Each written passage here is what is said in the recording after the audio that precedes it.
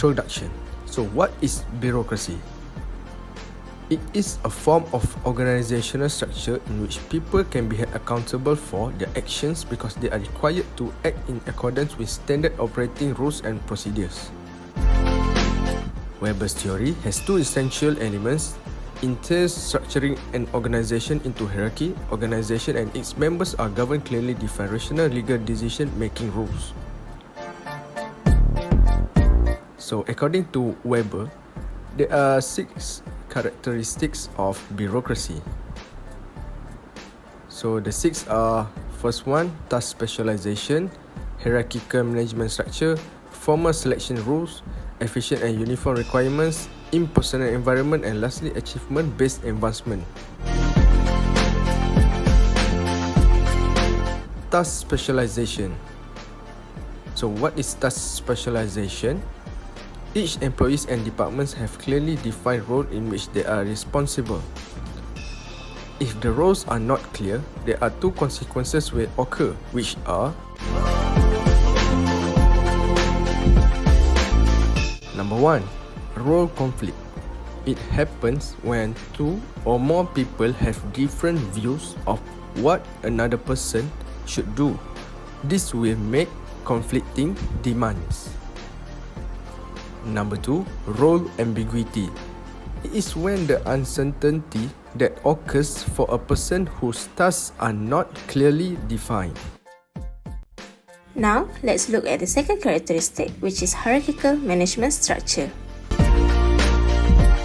Organizations should be arranged hierarchically or layers so that the chain of authority is clear.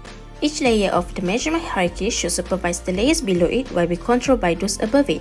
Top layers would have more powers, meanwhile bottom layers have less powers. Hierarchical structure clearly delineates the lines of communication, delegation, and the division of responsibilities. The third characteristic is formal selection rules.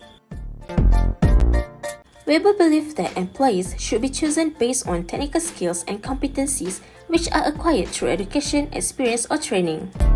No other factors should be considered, such as social status, kinship, or heredity.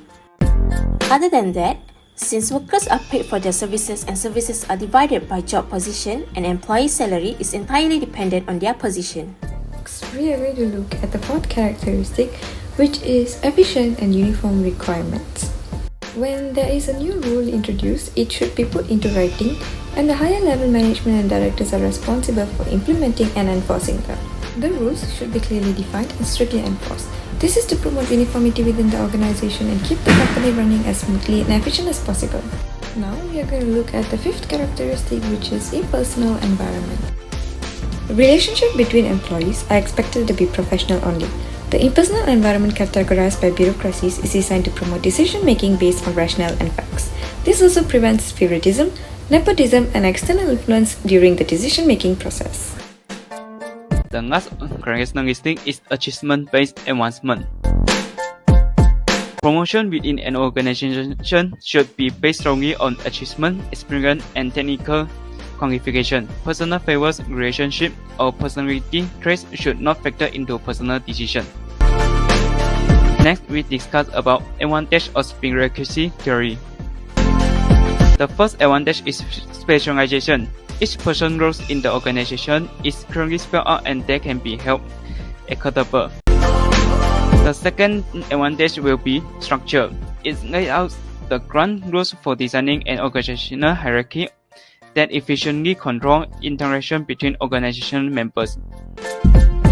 The third will be rules and regulation. Written rules regarding the reward and punishment of employee reduce the cost of enforcement and evaluating employee performance. The next advantage is equality.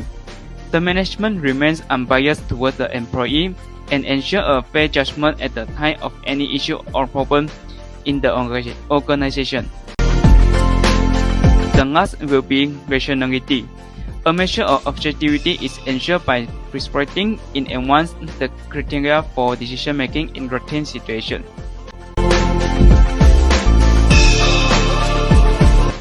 Now we will go for the disadvantages of bureaucracy theory. The first disadvantages for the bureaucracy theory is the rigidity. So rules and regulations in a bureaucracy are often rigid and inflexible. Rigid compliance with rules and regulations discourage initiative and creativity. The second disadvantages for the bureaucracy are the goal displacement. So rules framed to achieve organizational objectives at each level become an end to themselves. When individuals at lower level pursue personal objectives, the overall objective of the organization may be neglected.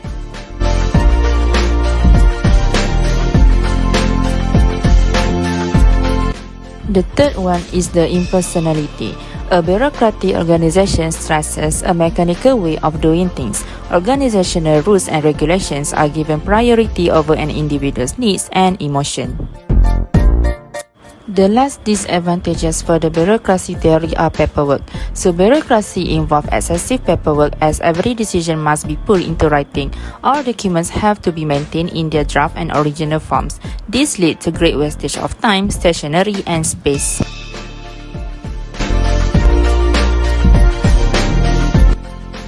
The conclusion for the bureaucracy theory: because of how it affects accountability, bureaucracy can, in the correct quantity, increase an organization's effectiveness. The same has also been linked to the collapse of other organizations, particularly as a result of power conflicts.